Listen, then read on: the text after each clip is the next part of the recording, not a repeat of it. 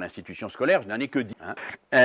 Neuvièmement, et là, je vous ferai un clin d'œil, coopérer. Coopérer, nous retrouvons bien sûr les visages d'Élise et de Célestin Freinet, mais un peu plus tard. Ils étaient jeunes au début de la conférence, là ils sont un peu plus âgés, c'est la règle du jeu.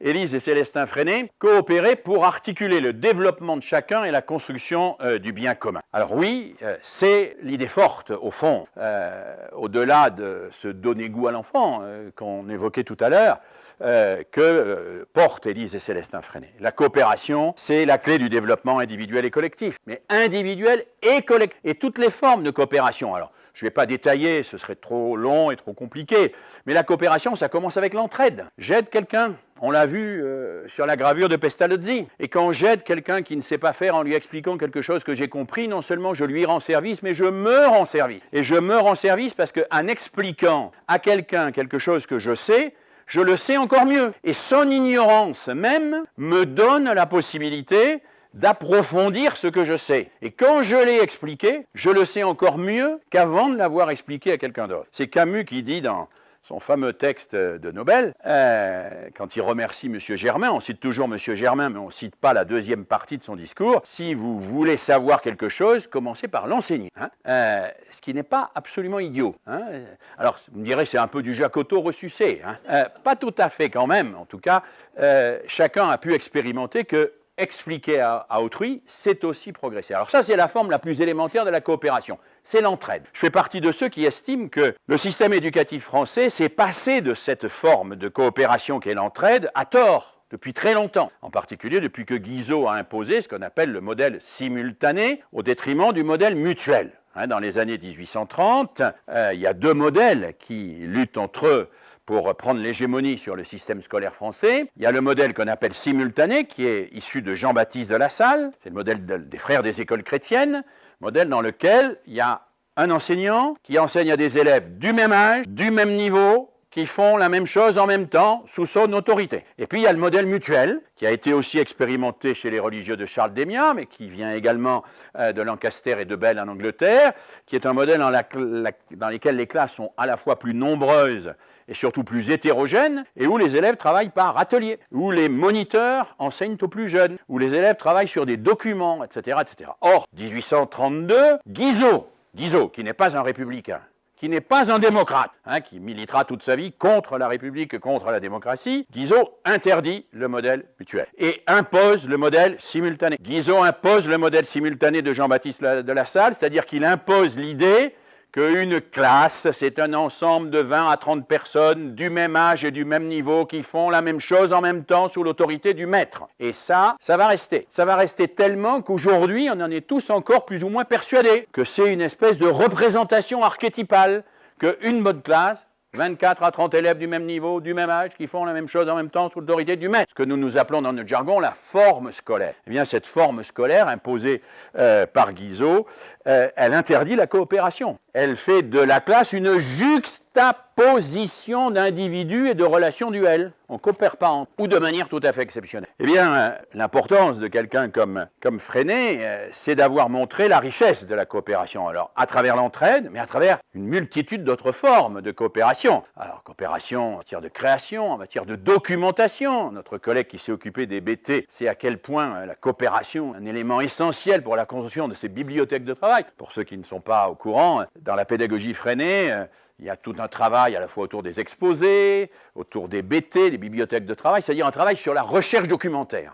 Je caricature, excusez-moi, sur la recherche documentaire. Et la recherche documentaire, elle est bien plus efficace quand on coopère, parce qu'on a des points de vue différents, qu'on les croise, qu'on se demande les uns les autres si c'est bien ça qu'il fallait retenir, que quelqu'un va interroger pour dire c'est la bonne source ou pas la bonne source. Et voilà, la coopération. Et puis la coopération, ça va être la coopération autour du projet du journal, d'autres projets, comme il en existe dans la pédagogie Freinet, dans les techniques Freinet. Et donc oui, coopérer, c'est apprendre la solidarité, et apprendre que la solidarité n'est pas d'abord une valeur, comme le disait Jacquard, c'est un fait. Nous sommes solidaires. Nous sommes solidaires et ce que nous faisons a toujours de l'impact sur notre environnement et sur les... Et comme nous sommes solidaires, eh bien, cette solidarité, nous devons en être conscients et voir comment notre singularité peut travailler avec d'autres singularités pour que cette solidarité se fasse au bénéfice de chacun et de tous, que chacun puisse progresser et que tous progressent. C'est pas facile, c'est pas facile et c'est pas miraculeux, spontané, tout ce qu'on veut. C'est pas facile. Moi-même, j'ai beaucoup travaillé sur cette question puisque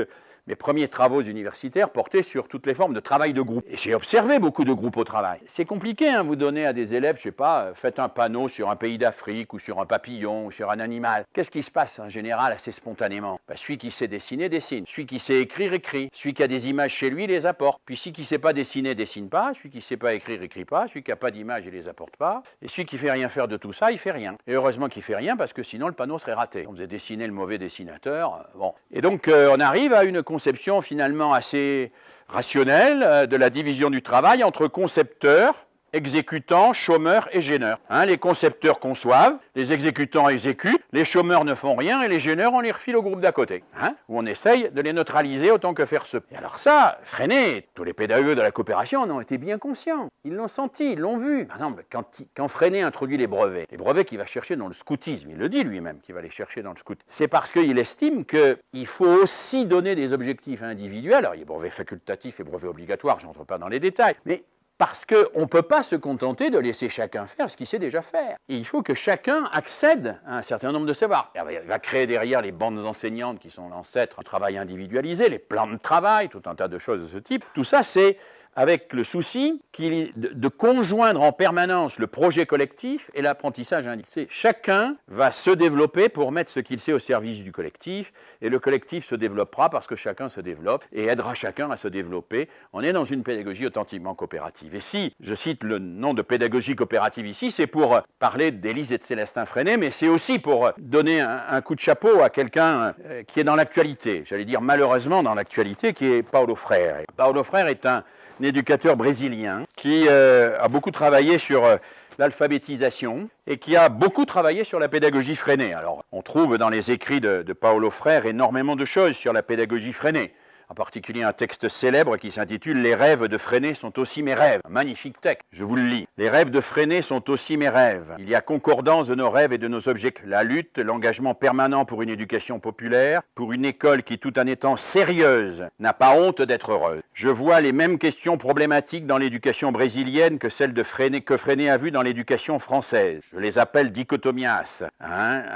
En portugais, cela signifie séparer les choses qu'on ne peut jamais séparer parce qu'elles constituent une unité. Par exemple, la pratique et la théorie. Paulo Freire explique qu'on ne peut pas séparer la pratique et la théorie. C'est une unité. Il n'y a pas de pratique sans théorie, il n'y a pas de théorie sans pratique. Et il dit ça, Freinet l'a dit, et moi je le dis de la même manière. Et il dit, nous nous retrouvons sur ce point-là. Par exemple, je propose aux enseignants de réfléchir à leur pratique parce que c'est à travers la réflexion que l'on arrive à la théorie et que l'on comprend de façon plus rigoureuse, plus profonde, la raison d'être de la pratique et des objectifs de cette pratique. Alors voici les vertus que nous avons en commun. Alors il parlait des vertus de Freinet et de celles qu'il avait lui-même. L'amour de la pratique, le courage de lutter pour elle, la tolérance, apprendre à être en contact avec la différence, la confiance, l'espoir. Et il n'y a pas d'espoir, disait Paulo Freire, en dehors de la praxis. Avoir l'espoir, c'est être un acte, c'est agir. Freinet n'en est jamais resté au discours d'espoir. Pour lui, le temps de l'attente, c'était un temps d'action. Le temps de l'attente, attendre, était un temps d'action. Et donc Paulo Freire, ce grand éducateur, ce grand pédagogue brésilien, se disait très proche de Célestin Freinet dans le travail qu'il a fait au Brésil, en particulier avec les paysans sans terre, avec les gens qu'il alphabétisait dans les favelas. Eh bien, il se sentait très proche. Alors pourquoi il est tristement dans l'actualité, vous savez? Parce que le président Bolsonaro, qui a été élu il y a quelques mois, a interdit aujourd'hui au Brésil toute référence à Paulo Freire. Toute référence à Paulo Freire est interdite. Toutes les universités, tous les lieux d'enseignement supérieur qui faisaient référence à Paulo Freire ont eu l'obligation de se défaire même de ses ouvrages. C'est quasiment de l'autodafé. C'est la raison pour laquelle je me permets ce petit coup d'œil. Vous avez la photo de Paulo Freire d'un côté et vous avez au-dessous d'Élise et Célestin Freinet ce petit jeu de mots que vous me pardonnerez. Nous sommes tous frères. Au sens de, il y a évidemment à être solidaire avec des pédagogues qui sont ainsi mis au banc de sociétés comme la société brésilienne aujourd'hui. Voilà. Et puis, j'en arrive au 10e point. 10e point que j'emprunte, c'est comment on dit ça là, punchline, je crois, d'une revue qui s'appelle Cahier pédagogique.